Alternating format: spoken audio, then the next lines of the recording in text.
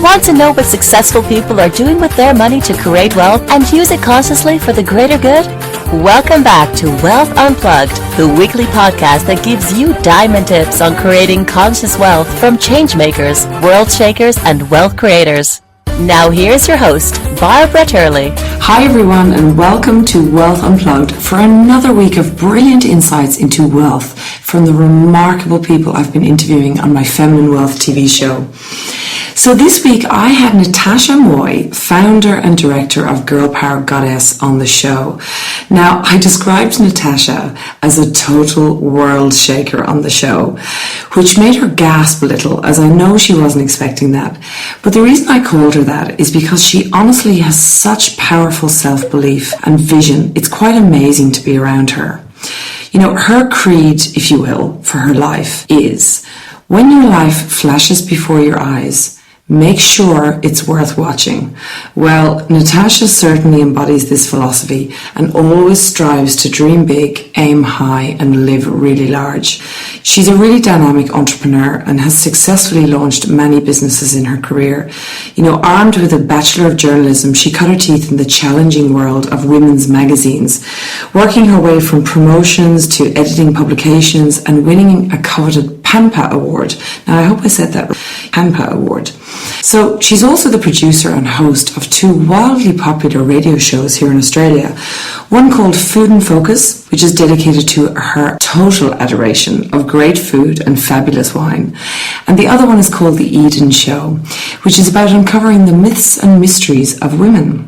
So her passion really is inspiring women to remove the shackles of fear and guilt so that they can get on with creating more beautiful lives.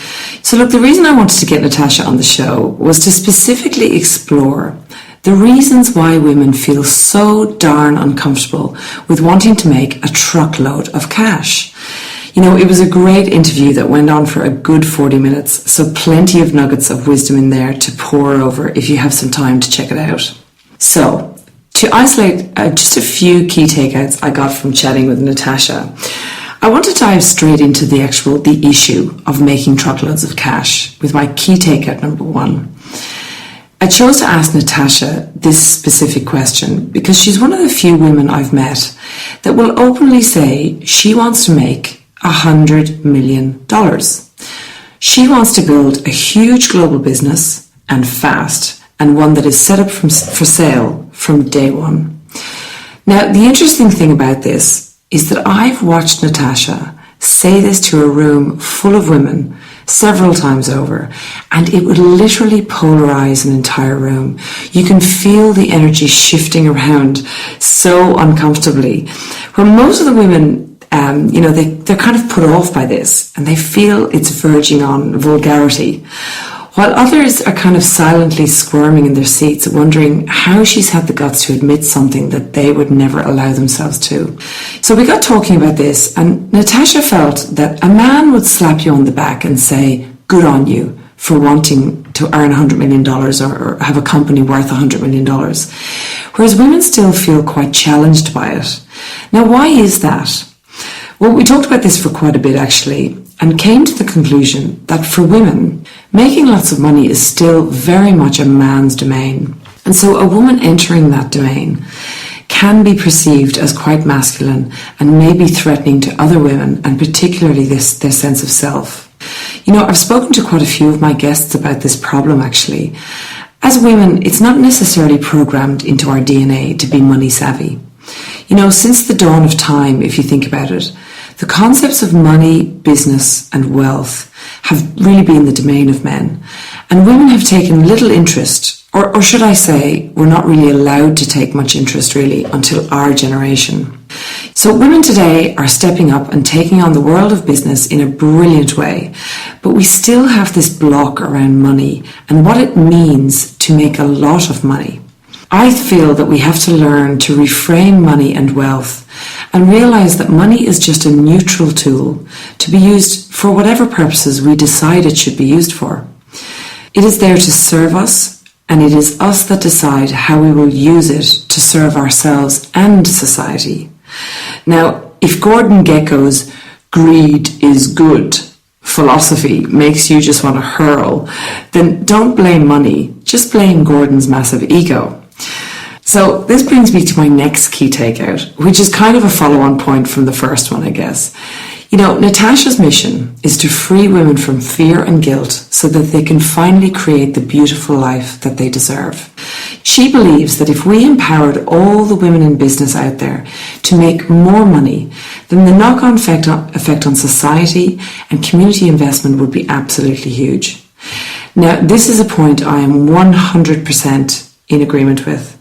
Studies have been done on this by the likes of Goldman Sachs and the World Bank, and it's estimated that the multiplier effect on the economy of harnessing what we call the female economy is far greater than any so-called China effect. And with the global economy is still in quite a bit of disarray post the 2008 financial crisis, it's in all of our interests to make sure that women are changing their attitudes to and belief systems around money and gaining the confidence and drive to play a bigger game. To be fair, it's certainly happening. I mean, we just saw the other day a 25% increase in the number of female billionaires on the Forbes rich list. Now, unfortunately, it's a bit deceiving because a small portion of those were of the self-made entrepreneur type. But nonetheless, the number is significantly higher than last year, so it really is something to cheer about. So that brings me to my final key takeout from my chat with Natasha. She commented that over the past year, in looking to grow her business and potentially raise capital from investors, she has realised that there's way more involved in taking a business to the next level than passion and a whole lot of women who love you. Now, lots of women would suffer from this. They think that that's all they need. The passion will drive it. This, of course, is one of my favourite topics, business models, followed closely, of course, by strategy and leverage. The really hard work is in getting very granular with your vision. Often it's hard to take a very lofty, dreamy vision where you can see it all happening and you want to focus all your attention on manifesting like all hell. Except at some point you have to sit down and look at some numbers, do some financial modelling and get a solid picture of what your business actually does, who it serves and how it's going to make money so it can sustain itself. And of course become interesting to potential partners, investors or eventual buyers.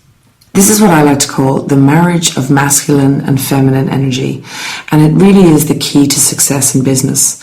While it's vitally important to have strong vision, which is more of a feminine creation style energy, without the good grounding of masculine energy like planning and strategizing, the vision can remain just a pipe dream or a flailing business not really getting anywhere.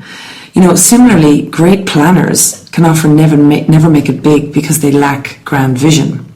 So both of these things are vitally important when you're running a business. So again, these are just a few nuggets from the interview. So if any of them have resonated with you, it's worth heading on over to energizewealth.com and watching the whole show on Feminine Wealth TV. Okay, so that's it again for this week. I hope the show has really got you thinking about how you might be shunning a whole lot of money because you see Gordon Gekko's face smiling back at you every time you think about making lots of it. So maybe reframe that. If you enjoyed today's show, I would also love to hear about it in the comments below or over on the Energize Wealth blog or even the Facebook page. I really do love hearing people's reactions to the shows and particularly any light bulb moments that you have. Be sure to share those because who knows who else you might inspire with your thoughts and comments. Remember, tune in next week to hear my interview, my key takeouts with Wendy Mack and how she's carving it up in the world of marketing with her Smart, Savvy and Rich program. Now, who doesn't want a piece of that? Take care. Have a great week.